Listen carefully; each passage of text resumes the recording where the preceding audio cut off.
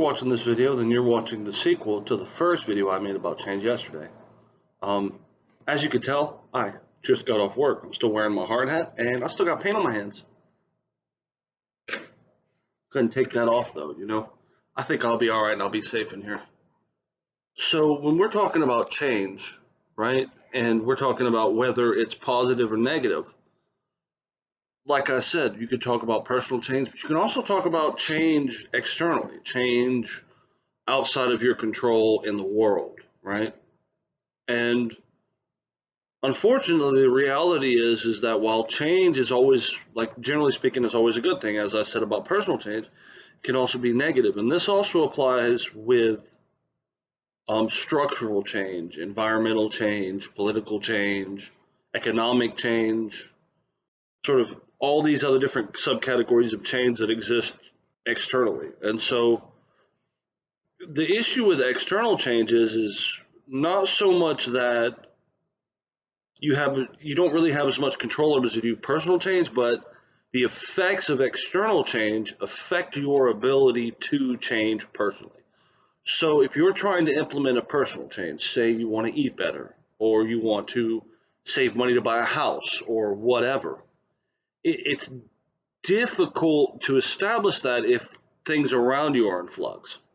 And so if your job situation is constantly changing, right, it makes it very difficult for you to sort of commit to long-term change because you don't know what you're going to be working on 6 months, 8 months from now.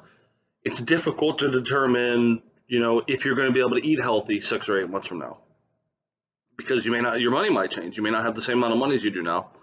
You may not be able to implement, for example, an exercise plan because exercise, particularly gym memberships, cost money, and you can't sustain that if you now don't have the money to go to the gym anymore, right? So external change is something that I feel like has a large effect on people's choices that they basically almost have no power and control over.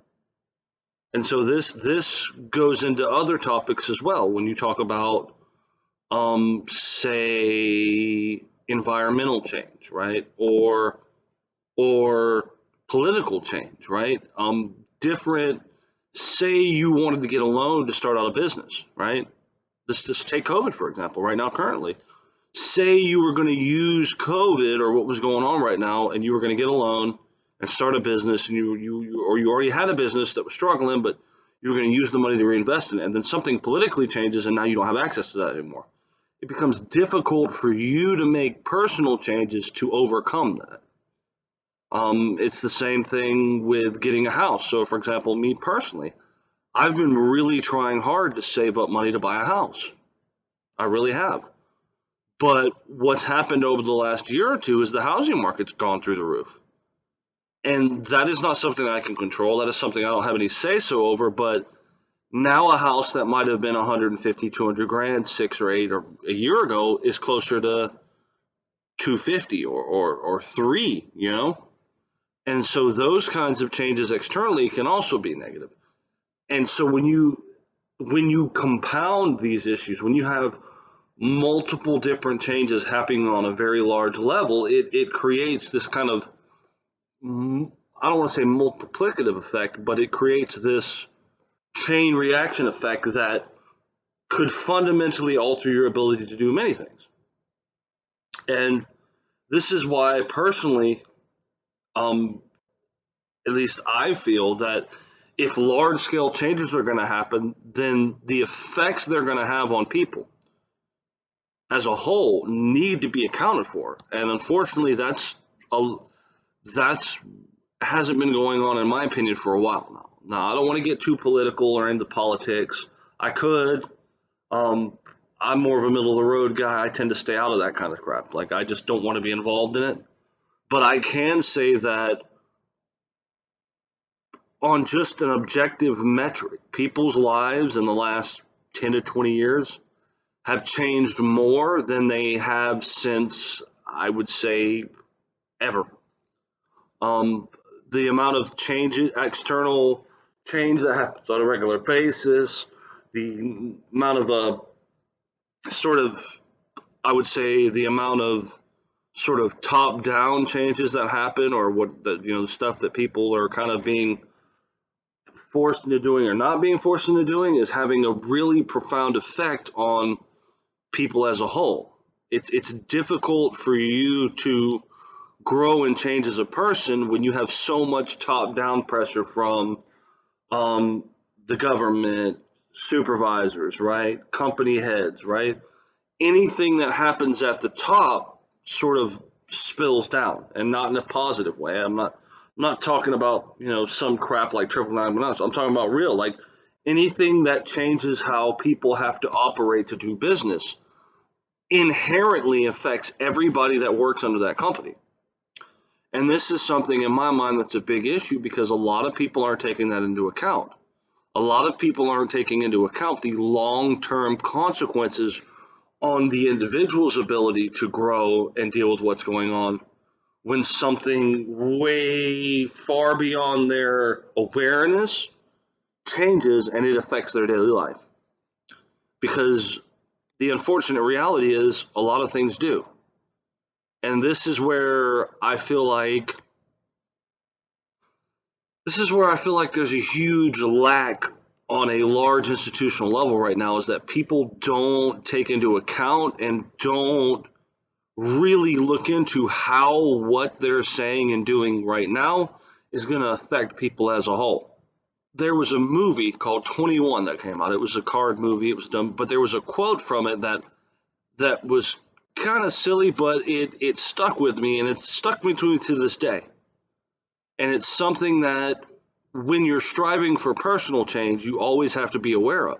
It's a card movie where they're knocking over casinos using card counting and all this other crap. But there's a point in the movie towards the very beginning where the guy who's kind of running these college kids to gamble or whatnot, this guy named Mickey, right, asks the main guy of the story, the guy who the story's about, a question. He gives him I don't know the exact terminology for it, but it's essentially the Price is Right problem, is what I call it, right?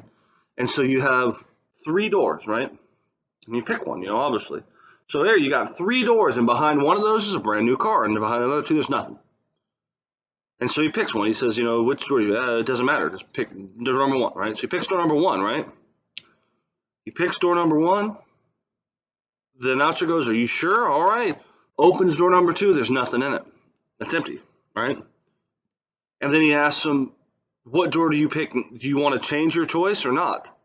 And he goes, "Yeah, absolutely. I would change my choice immediately." And he's like, "Well, what do you mean?" He's like, "Well, so when I made the first choice, when I picked first, I had a 1 in 3 chance of being correct, right? But when you ask me the question again after having opened one of the doors, now I have a 50-50 chance of being correct. So it's actually more likely, and I have a better chance of winning, to change my answer. Because the odds are different now." And so most people, when faced with that kind of situation, will stick with their first choice. I picked this one. That's what I'm going with. The reality is, though, that statistically, it's better to kind of change up at that point. And the whole concept, he says, is that, you no matter what, you always have to account for variable change, which means you have to account for the fact that things change. And that when the variable changes, when the probability of your success comes into question or alters, you have to kind of reassess. That's just how it is, right? And in my mind, as far as change goes, that's a very good philosophy for life in that aspect. You got to always account for variable change. You got to always account for the fact that things as they are right now won't be the way they are 5 years from now, 10 years from now. And so you got to make sure that every now and then you reassess sort of where everything's at, because that might change what you need to do now. And I feel like a lot of people don't, they get, this is what I'm going to do, and they get stuck on that idea, but they don't ever reassess as time goes on how they have to change in order to adjust to their environment. You see what I'm saying? And so that is kind of a very crucial effect. The environment changing rapidly has very severe negative consequences for a lot of people. And if you're not being aware of how what's going to change in the environment and you're not prepared and not running alternatives for that, you're going to get stuck in a bad spot where you are striving to do something, but you never get there because the environment you're trying to do it in just isn't conducive. And these are kind of, in my mind, the pitfalls of external change, right? These are the things that people don't really account for, and that largely your ability to do things in life is dictated by your environment. And I'm not going to say it's everything because that's just not factually true. Some things, no matter what environment you're in, you know what I mean? Like you still have a choice regardless of how bad the environment is. And that's just a fact that I believe in. But to say that the environment doesn't affect what choices you have, well, that's just not true. Some people end up in environments that are way worse off than others. Some people have money and some people don't. And to act like those things, those environmental realities don't affect the choices people have, well, that's just ignorance. That's just not realistic and conducive to what reality is. And that's why, in my mind, you should always be mindful of changes in the environment and be cautious to not intentionally change your environment too much. If you're constantly going from this environment to this environment, this scene to this scene, it makes it difficult for you to lock down what you want to do and who you are. And to me, that's vital. You know, to me, the external changes in the environment can have far reaching consequences on you. And accounting for that negative change, accounting for variable change, may be the difference maker in whether or not you succeed at whatever you're trying at. That concludes this episode. I don't really have a lot more to say except that always account for variable change and please have a good day.